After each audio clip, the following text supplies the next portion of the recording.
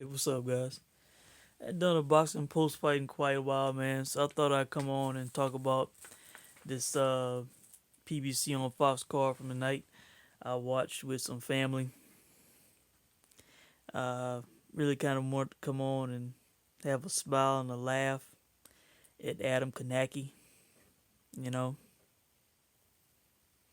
I talked about Adam Kanaki when he made those comments about why he wouldn't fight Anthony Joshua. You know, he not a call girl, he not a prostitute, all this dumb shit. He got a baby on the way, but he won't. He gonna pass up on the biggest opportunity, the biggest money making fight of his career. Pure stupidity. All right, now this guy ducked Anthony Joshua, MSG, 4 world title belts to fight a past his prime Chris Arreola, a 38-year-old Chris Arreola, in a fight in which his stock dropped. Adam Kanaki looked bad tonight. I'm not saying he didn't win the fight. I didn't judge the fight, but he landed. I would say he landed the more meaningful, significant shots in the fight.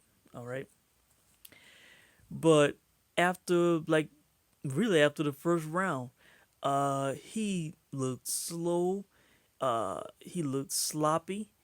He physically was in terrible shape. His gut was big. His stamina was poor, in my opinion.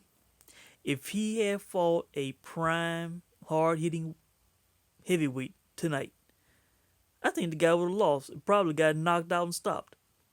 And I'm not a Deontay Wilder guy, but this Adam Kanaki tonight, he gets knocked out by Deontay Wilder, man. If Deontay Wilder can survive the early onslaught, this guy is not beating Deontay Wilder, man. He's just not. If he's getting hit like he was getting hit by old Areola, if he's getting hit like that by Deontay Wilder, he ain't gonna last, man. He's not gonna last. And I was kind of favoring him over Deontay Wilder because I'm not high on Wilder, but this Adam Kanaki tonight, his stock dropped, man.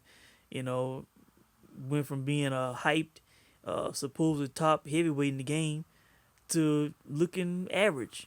Not getting a stoppage win against a guy who's past his prime, who's at the end of his career. A guy who was saying that he would retire if he didn't win the fight. So this was a fail and a loss in my opinion for Adam Kanaki, man. He was supposed to look impressive on Fox. He should have gotten a stoppage win. And Areola was in a fight with this guy. Hell, if Areola didn't have an injured hand or wrist, whatever he had, who knows how the fight could have turned out. But at this point in his career, Areola is, his reflexes aren't that great. His power really isn't what it once was. I mean, I think Adam Kanaki respected him, but did he really have him hurt and staggered, in a major way at any point in the fight, on the verge of a knockdown? No. But Adam Kanaki, man, in my opinion, his stock dropped tonight, man, against Chris Arreola. Whose stock actually raised. If anybody's stock went up, it was Arreola. People saying he shouldn't retire, he should keep fighting, he should continue. While Adam Kanaki, went the full distance, taking shots from this guy and couldn't get him out of there, man. And like I said, gas tank looked bad. His body looked bad. All right, so it's like these guys pass up on AJ. They curse, man, all of them. Tyson Fury, he passed up, signing with Matchroom and going to AJ, and he got screwed against Deontay Wilder. Deontay Wilder passed on AJ. He missed out on $120 million payday. Uh, who else passed up? Dillian White. Dillian White passed up on AJ, and then he pops positive on a test. So everybody who passed up on AJ, man, that bad shit be happening to him. So, and Adam Kanaki, I don't know what he was thinking, man.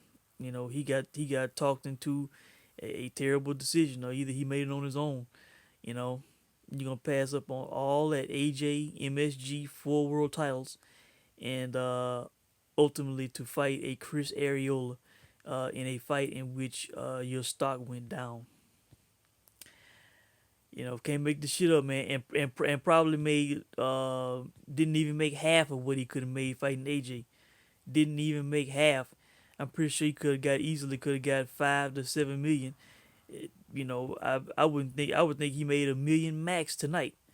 You know, if he got that much. So you know, Adam Kanaki just I don't know, man. Terrible decision making. All right, and then the co-main event, Marcus Brown and John Pascal. Man, I owe John Pascal an apology. I'm glad he won this fight. I'm happy for John Pascal, man. You know, I like John Pascal, but I thought that he was past it. He has at one point he had supposed to be retired a while back. You know, he had been losing notable fights in recent years, and Marcus Brown is, you know, a young prime light heavyweight. You know, I picked him to beat Badu Jack. You know, underdog money, and I picked him to win. You know, I thought he was gonna win this fight. I didn't bet the fight. You know, I wanted to play some wagers tonight, but I didn't. I just enjoyed it as a fan.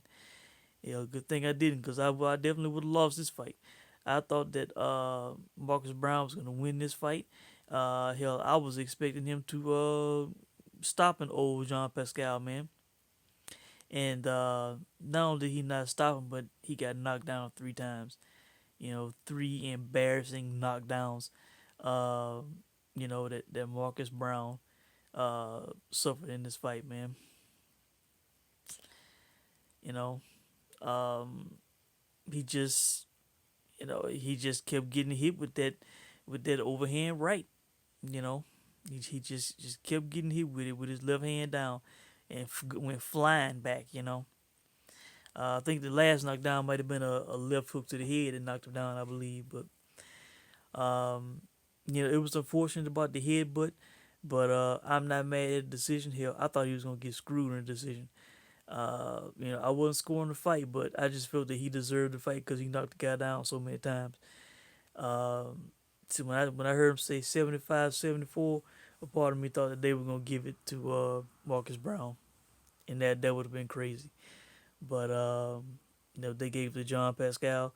You know, at what 36 years of age, the guy has what 2 belts.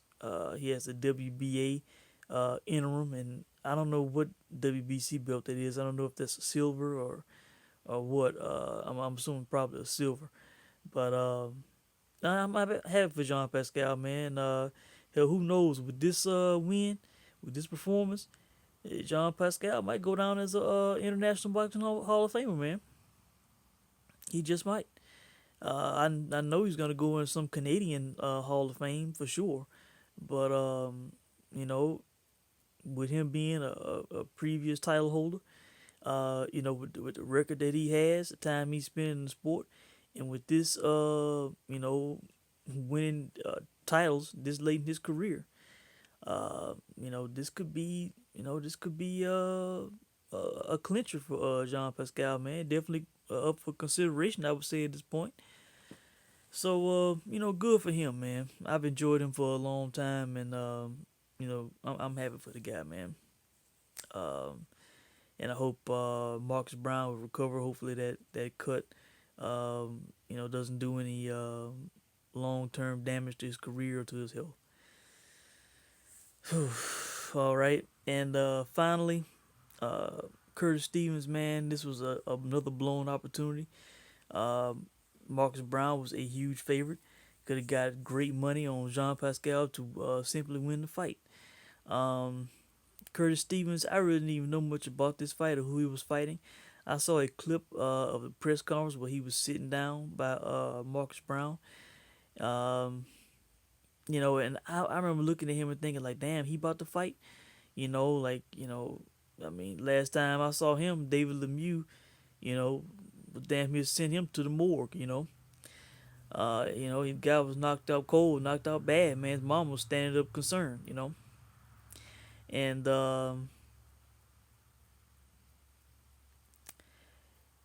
when before this fight started, he was standing in the ring and his opponent was standing in the ring, and I said, man, I wonder what the odds are for this fight. I wonder if he's a big favorite because I really had not heard of the other guy, and sure enough, uh, money line you could have got great odds on his opponent. I can't remember his name, but and then if you would have played the knockout hill, I mean, there were times during the day on Saturday when he was like, I think, like for the opponent to knock out Curtis Stevens, it was like a plus maybe 1,400 or so. It was high. It was crazy, man. And a guy who had been knocked out the way that he was knocked out by David Lemieux. I knew that there was a possibility that this guy would not be the same, man. And he is not the same. And that knockout ruined his career, man. He can't take a punch. He cannot take a punch. He was getting hit up on the side of the head the first knockdown. That's kind of a punch that I think most boxers should be able to take. And he went down. He went down. Um, and let's see, the second knockdown, he got knocked down silly by a simple jab. The guy hit him with a jab, man, and Curtis Stevens went flopping down and swimming on the canvas, man. Making swimming motions with his arms and legs and shit, man.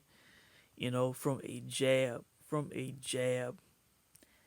That's bad, man. That was very, very bad, you know. And finally he got knocked down again later on and just knew that the guy can't take a punch no more, man. That was it. Ref made the right decision to stop that fight. Um, he didn't need to take any more damage, any more punishment, man, because he might have some serious brain issues. He probably shouldn't even be cleared to fight anymore, man. From what I saw.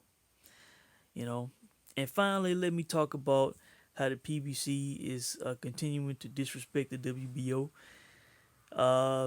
They put Andy Ruiz up. They had heavyweight contenders. They had Wilder up as a champion. They had all the rankings from the WBA, the WBC, the IBF, for other fighters. But they did not say anything about the WBO. They even went as far as to use a picture of Andy Ruiz with his other world titles and not showing the WBO belt. That's how far they went, trying to exclude the WBO, man. Um, you know, and then even worse, the first fight, the Stevens fight, it was for some WBO minor belt, and Jimmy Lennon did not say that. I don't believe when he introduced the fighters in the fight, and he definitely didn't say it after the fight. He didn't say that this guy won a WBO belt, whatever that belt was, WBO Intercontinental or whatever it might have been. Just completely did not acknowledge it, and you can see after the fight, the guy who beat Curtis Stevens, he got a WBO belt. There was a WBO official by him raising his hand with WBO in his shirt, I believe. Hell, the guy even had WBO in his trunks. And man, PBC not acknowledging that shit, man. They are not acknowledging WBO. Hell, even when they sanctioned a fight at their event, man, didn't even say it's sanctioned by the WBO. That they're fighting for the WBO, whatever title it was. They didn't say it, man. Um, so why should people believe that they want to fight Terrence Crawford with Errol Spence or whoever? They not acknowledging the guy, man. And mark my words, whoever wins out of Spence and Porter, if they go on to fight Manny Pacquiao, to unify the three belts, do not be surprised if PBC actually says on the air now, actually says on a telecast that this is for the undisputed welterweight championship of the world, man. I'm telling you, do not be surprised if they say that shit. Um, you know, you guys need to realize, man, that Spence Crawford fight, it probably won't happen, man. It probably won't happen. If they not acknowledging the WBO, then why would they put, one of their guys in with, a great fighter who has the WBO belt, just so he can lift their belts off them, potentially? No, no. So, um, I think that's it, guys. It's my kind of quick run through everything, but you know, you guys can let me know what you think, and I will check in with you guys soon. Thanks for watching.